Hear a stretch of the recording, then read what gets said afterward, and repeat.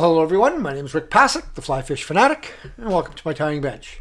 Today I'll be tying a really good fall pattern, especially here in central northern Alberta. It's a gurgler pattern, but for trout. It's a trout gurgler. The browns and the tigers absolutely love this fly. This is just my take on a fly that I've seen from Gary Hanke. And it is like I said, it's a trout gurgler. I'll switch over, and this is it here, all black. Black. Now sometimes I'll tie them with a white as well, black body, white foam, but this one is going to be all black. Okay, real simple, quick, easy tie. You can tie them in different sizes. This one is a little on the larger side of the spectrum. This is a Hends BL724 in a size 10. Put that into the vise.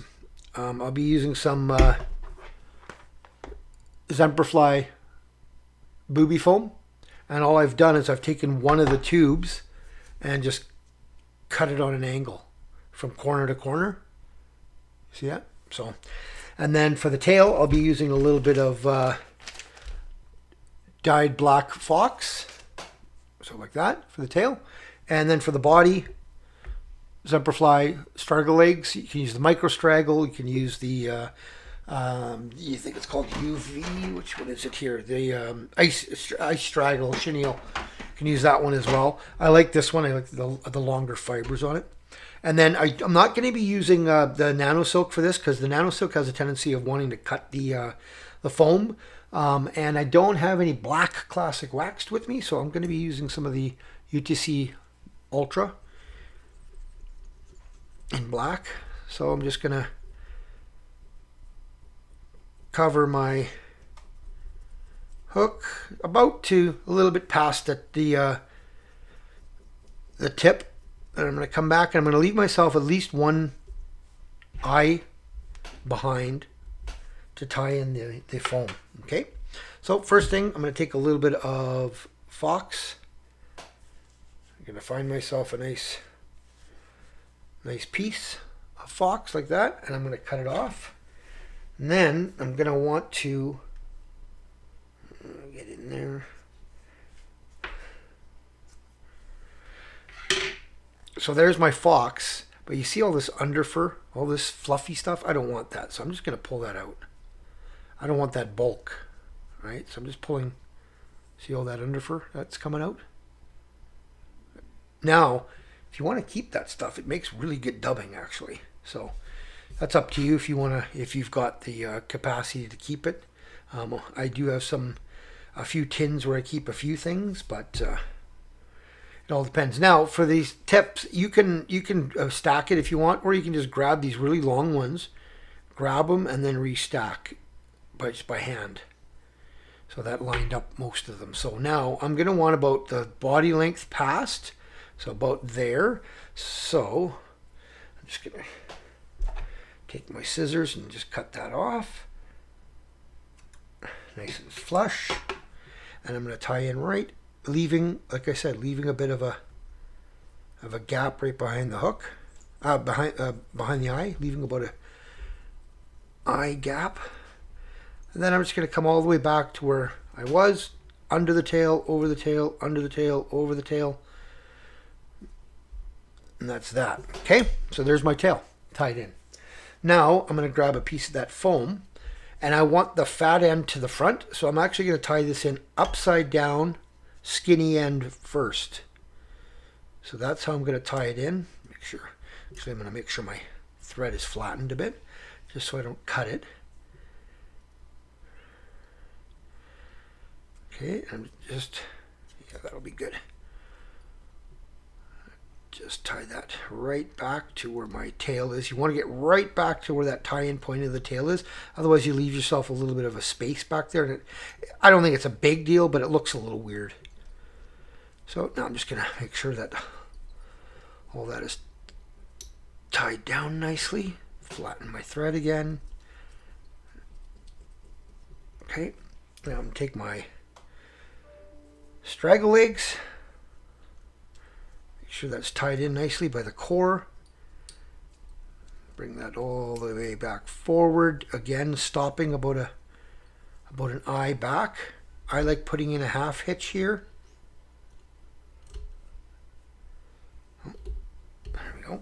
Just in case you knock things out, you bump it. So now, a couple of good 2-3 turns right at the tail. And then just touching turns forward. And you want this to be pretty straggly, so I mean you can brush everything back, making sure all these little legs are not getting caught, but you can do that with a dubbing brush as well once you're done this portion. That's the way I usually do it, but just getting all those little legs. And then up here I will give it 2 or 3 turns right at the stopping point. Lock that in, stroke everything back. Cut off your waste piece. Then I will take my dubbing brush. I'll just give it a bit of a, get those legs, that stuff exposed. Okay. Then you're going to take your foam, and you want this fairly tight across the top here. Okay, flatten your thread. Couple of loose wraps, make sure it's centered how you want it, which it's looking pretty good there. Okay, so a few more wraps there. Lift that all back. A few more wraps in front. More wraps on top. And then I like to do one set of whip finishes right there. And then I'll do a second set of whip finishes in front. I'll lift that foam up. Second set of whip finishes. Nip off your thread. If there's any little stragglers of hairs by your eye, cut that off. Now I'll take my scissors and I'm just going to give this a bit of a cut on an angle this way. On an angle, that helps make that pop. Just a bit of an angle, and then I'm just going to take those corners off as well. Barely, but I'm going to take them off. Oh, didn't take that one off very much. There we go. Maybe take that tip off a bit. It's a little bit too much. Yeah, there we go. You really want that air. So you see how that's got a bit of an angle? I'll just clean this one side up here. Just hold on.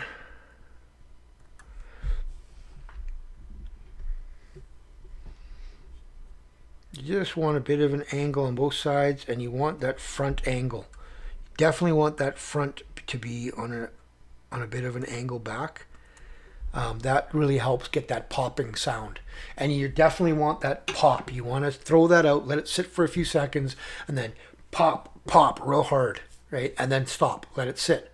And then pop real hard and let it sit. And the tigers and the browns, even the rainbows, we've got some rainbows on these as well, but the tigers and the browns absolutely love these. And like I said, this is my variation on Gary Hanke's Gurgler. And it works really well on some of these central Alberta lakes. So yeah, give that one a shot. If you like that, give her a thumbs up. If you've subscribed, thanks. If you have not, please consider doing so. And once I hit 1,000 subscribers, I'll be giving away a copy of both of my books, as well as a selection of the flies I've tied on this channel. So, tight lines, everyone. We'll see you in the next video.